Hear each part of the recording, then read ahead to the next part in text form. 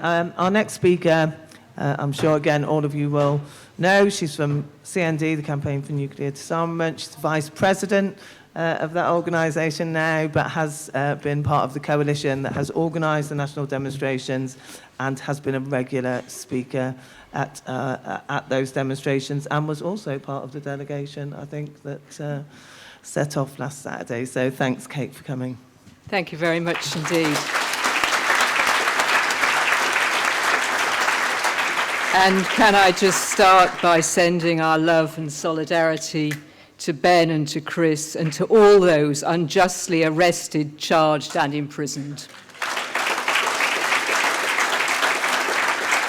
Friends, as we meet today to defend our right to protest, at the heart of our message is our continuing solidarity with the Palestinian people in their struggle for justice and sovereignty.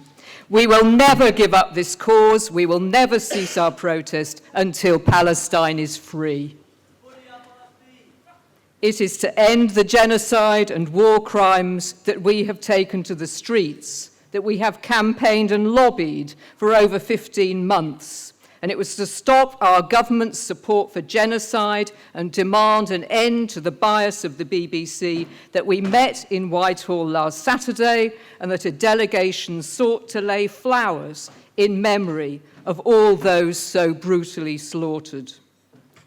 Because far from the genocide being over, Israel is intensifying its violence against the Palestinians in the West Bank.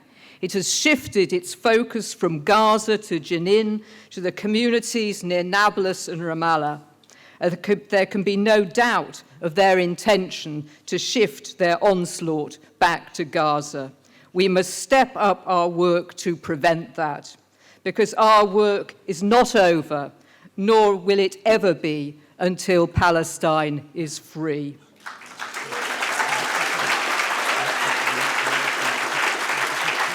Friends, we all know the truth about protest, that it is central to the democratic process, that many of the greatest achievements in our history, the expansion of our rights, the overturning of unjust laws, the defense of our peoples, have come through protest, through collective action for change. And now is the time to step up that protest. Our movement for Palestine is under attack, but we are not alone. The attacks on the climate movement are deeply shocking.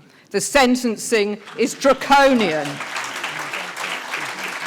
And these are the people who are taking action to save our planet, to ensure a future for all forms of life.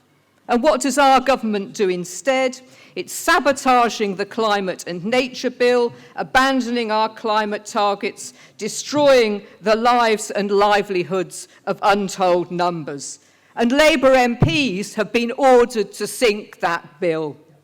But it's not the climate and nature bill that needs to be sunk, it's the Public Order Act, and we must raise that demand. Repeal the Public Order Act.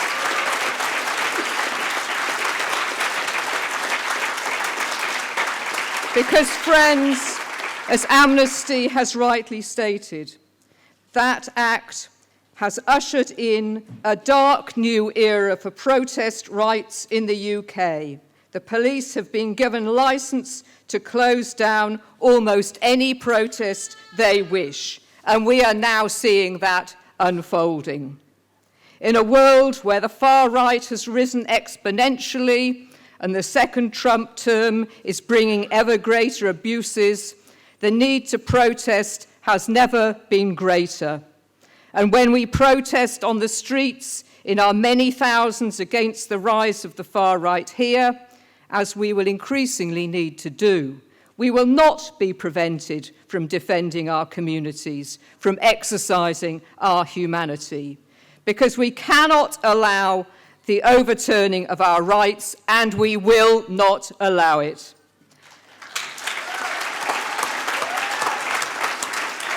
Friends, the record of the peace movement in Britain is a brave and principled one. We are proud to stand in the tradition of Aldermaston and Greenham, with the hundreds of thousands who have mobilized against nuclear weapons and against the scourge of war, whether in Vietnam, Yugoslavia, Iraq, or Palestine. The attacks on our movement are part of a drift towards authoritarianism. And it won't stop here with us. They will come for the trade union movement, for disabled people, for people on benefits, for people who are poor and hungry. All forms of resistance will face authoritarian pressures. So we need to unite, to embrace all in an unstoppable movement, to protest against injustice and to fight for change. This is our cause. We will fight together, we will protest together, and we will not be defeated.